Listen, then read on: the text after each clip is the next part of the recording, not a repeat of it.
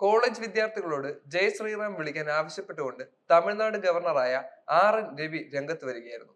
മധുരയിലെ സ്വകാര്യ എഞ്ചിനീയറിംഗ് കോളേജിൽ ശനിയാഴ്ച നടന്ന ചടങ്ങിൽ മുഖ്യാതിഥിയായി പങ്കെടുക്കുകയായിരുന്നു സംഭവം.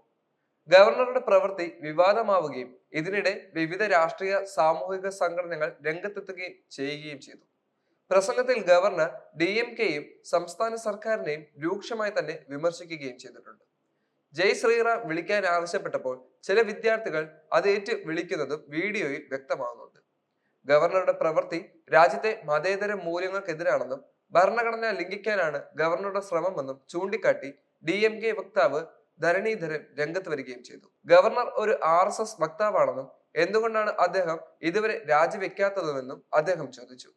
ഒരു മത നേതാവിനെ പോലെയാണ് ഗവർണർ പെരുമാറുന്നതെന്ന് ചൂണ്ടിക്കാട്ടി കോൺഗ്രസ് MLA ആസാൻ മൗലാന രംഗത്ത് വരികയും ചെയ്തു.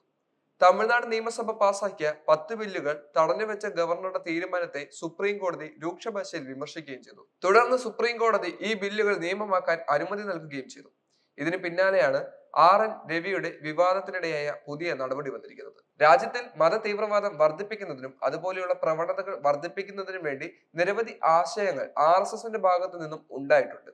എന്നാൽ കേന്ദ്രം ഭരിക്കുന്ന BJP ഇപ്പോൾ ഇന്ത്യയെ ഹിന്ദു രാഷ്ട്രമാക്കി മാറ്റാനും വിവിധ തരത്തിലുള്ള ഹിന്ദു പ്രമേയങ്ങൾ പാസാക്കുന്നതിനും പരിശ്രമിക്കുകയാണ്. രാജ്യത്ത് ഇനിയും ഇത്തരത്തിലുള്ള മതവർഗീയത വർദ്ധിച്ചു വരികയാണെങ്കിൽ അത് വലിയ കലാപങ്ങൾക്ക് കാരണമാകും എന്നുള്ളത് ഇപ്പോഴും ചിന്തിക്കാത്ത ഒരു ഭരണാധികാരികളാണ് നമ്മുടെ ഇന്ത്യ ഭരിച്ചുകൊണ്ടിരിക്കുന്നത് എന്നുള്ളത് നമ്മൾ മനസ്സിലാക്കണം. രാജ്യത്ത് സമാധാനമായി ജീവിക്കാനും ഇഷ്ടമുള്ള മതം സ്വീകരിക്കാനും ഇഷ്ടമുള്ള ജാതി സ്വീകരിക്കാനും എല്ലാത്തിനുമുള്ള അവകാശം ഇന്ത്യൻ നിയമങ്ങൾ നമുക്ക് നൽകുന്നുണ്ട്. എന്നിട്ടും എന്തുകൊണ്ടാണ് ഇന്ത്യൻ ഭരണകൂടം അല്ലെങ്കിൽ ഇന്ത്യ ഭരിക്കുന്ന പാർട്ടികൾ നമുക്ക് ഈ അവകാശം നൽകാത്തത് എന്നുള്ളതും വ്യക്തമാകുന്നില്ല. കേരളവും തമിഴ്നാടും പോലെയുള്ള സംസ്ഥാനങ്ങളിൽ അവരുടെ നയങ്ങൾ ഒട്ടും തന്നെ സ്വീകാര്യമാകാത്തത് കൊണ്ടാണ് ഇപ്പോഴും BJP കേരളത്തിലും തമിഴ്നാട്ടിലും ഭരിക്കാത്തത്.